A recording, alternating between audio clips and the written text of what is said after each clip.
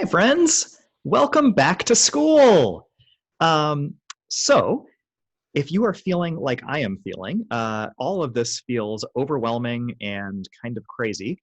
Um, and so we thought, as we were talking in ILT, that we should try to share some of what we've understood to be the best practices and suggestions as we start our school year under remote learning conditions.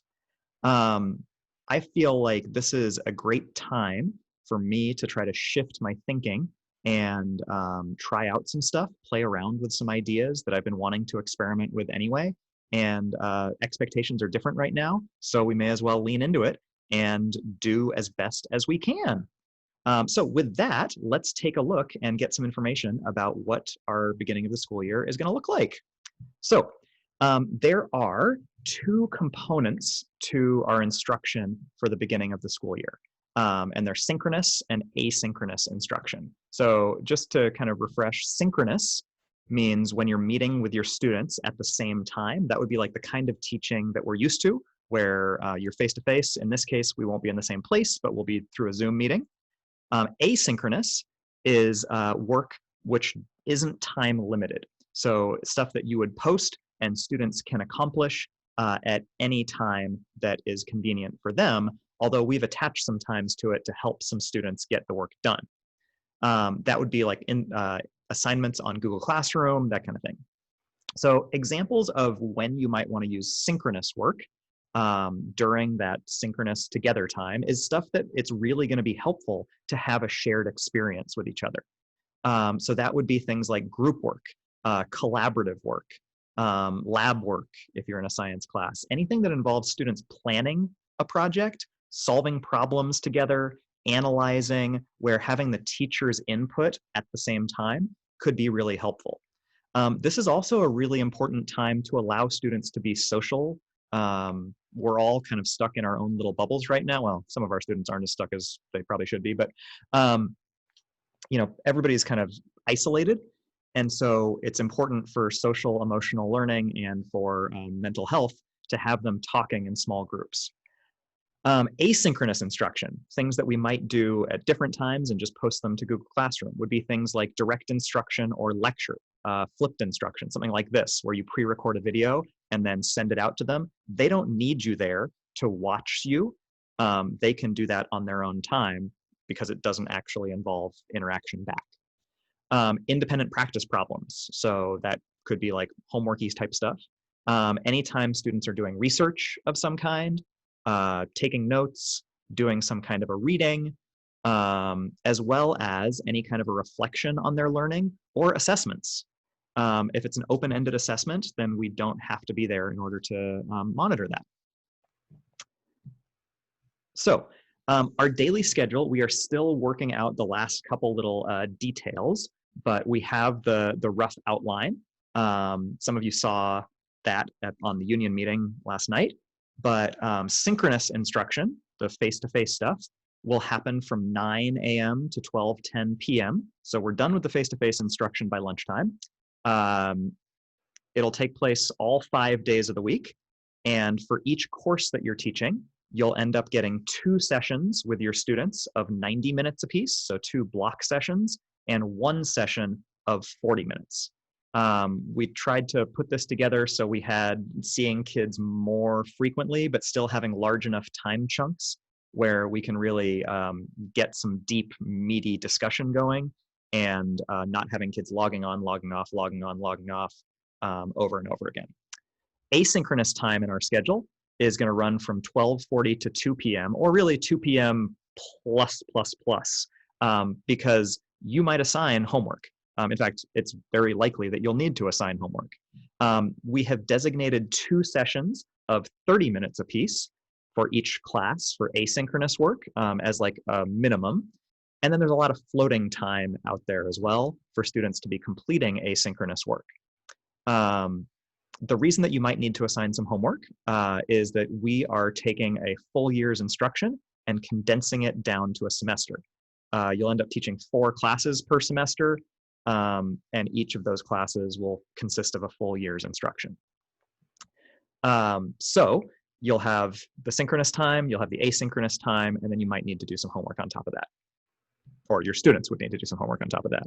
You should probably know the answers to the homework problems you assign anyway, but you know. Okay, our general like learning platform is through Google Classroom. We're going to ask everybody to manage their class through Google Classroom, things to post assignments, due dates, video clips for instruction, your Zoom invitation, so students have that in the same place every time and they can just click to go, links that you need them to access. As a general rule for Google Classroom, you want to try to keep it as simple and manageable as possible. If you can limit it to like one post per day that has everything they need for the assignment in that single post, every time we post something on Google Classroom, the students get an email about it. And in the spring, some students just stopped looking at it because they were getting too many emails.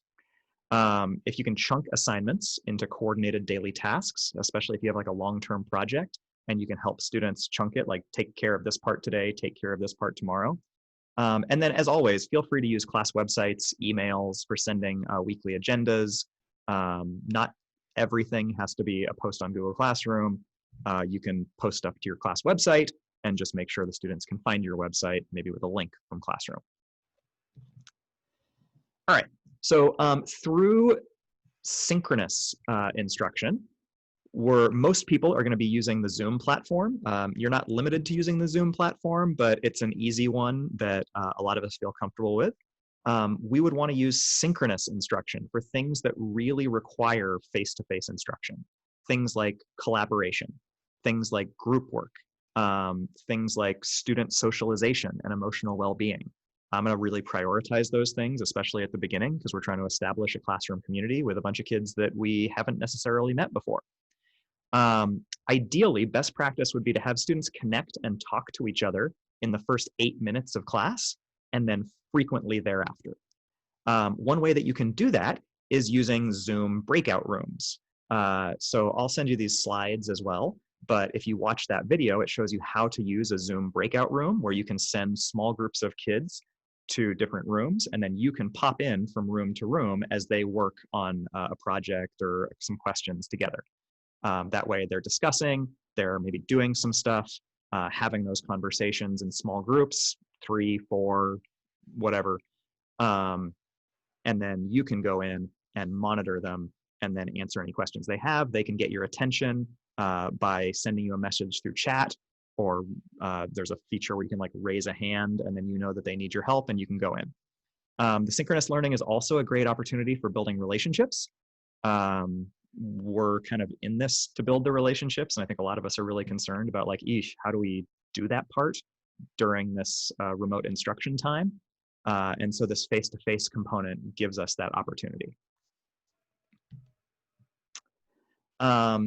Also for synchronous stuff, well, and great for asynchronous, I'm using it asynchronously right now, is Zoom screen share. So right now I am sharing my screen with you. And having a screen share, if you can go into your Zoom settings and allow students to share their screens as well, or allow students to annotate your screen. So if you're annotating a screen, you get a whole bunch of options. Like I can use the spotlight option, and I can just kind of say right here, I want you to pay attention to that bullet point. So I'm looking right here right now. It allows students to share your screen and annotate with you. Or then I can go through and say like, oh, nope, that wasn't right. Let's erase that. Whoops. Erase. There we go. And now I'm all wonky. Obviously, I'm not an expert at annotating yet. Goodbye, annotations. Back a slide. Good. Okay. So within the annotations, you have some cool stuff. You can draw. You can have kids add little text boxes. So I could do a text box and say right there. Hi. No, that doesn't work. Well, we'll play around with it a little bit. There are stamps, so you can put a little star by things and stamp it somewhere. So another example of something that you might do is, This is hard. Well, we're all going to have to learn together. Uh, yeah, so you can star things, maybe. There it is. Um, so you can turn on annotations. You can allow students to annotate your screen, or you can just allow them to annotate their own screen. You can play with it in your Zoom settings, but it lets them do some cool stuff.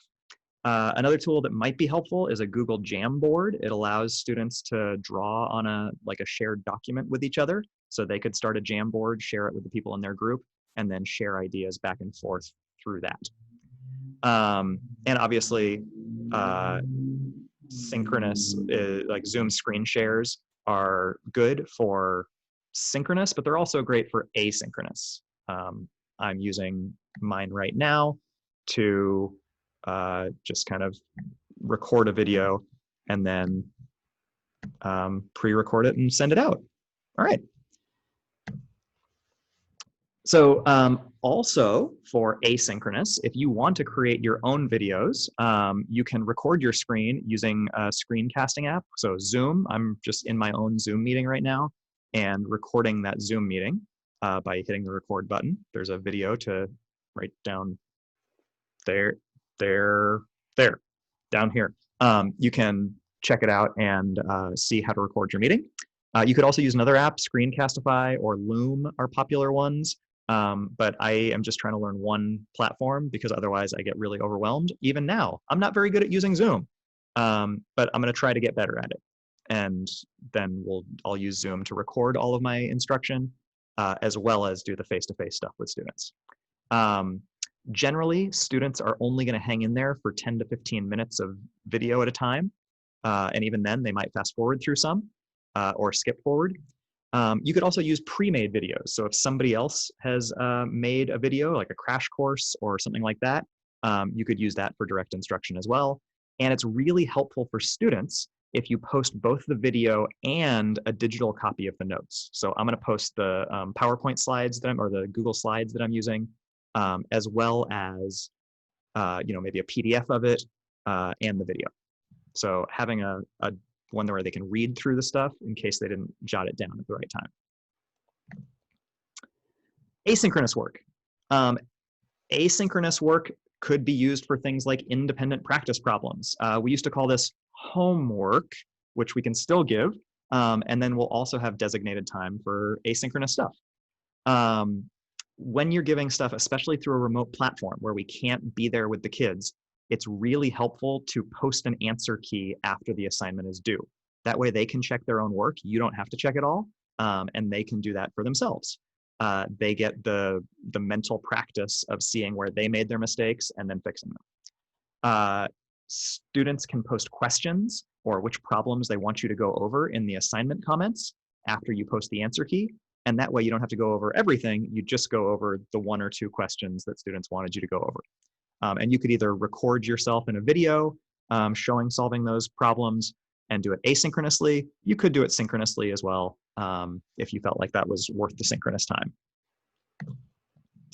Another thing that you might want to do asynchronously is assessments. So because we are going to be in a remote environment, it's going to be really easy for students to use any resource that they can get their hands on, and they probably should. It's if the resource is there, they'll use it.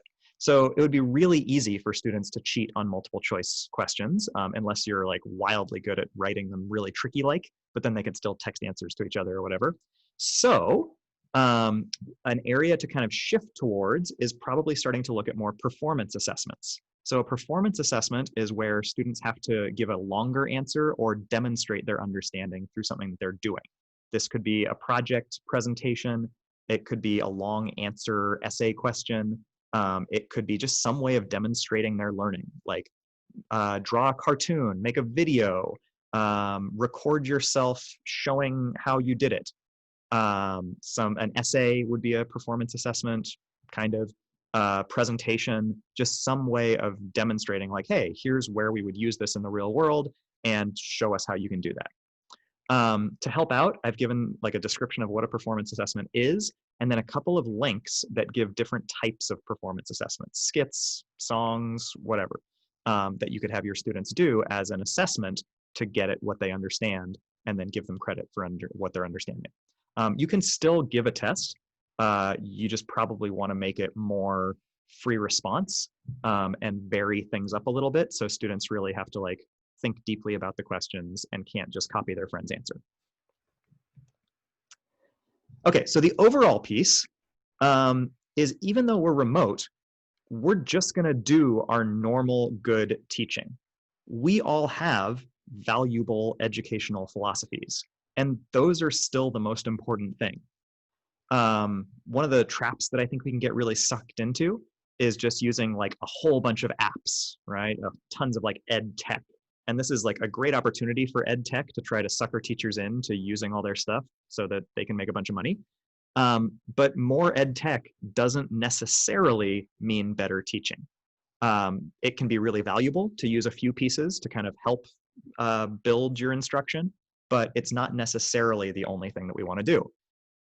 Just like in normal teaching, choose your learning target or your learning skill, figure out how you want the kids to get to that learning target or that skill, and then give them the tool to do that.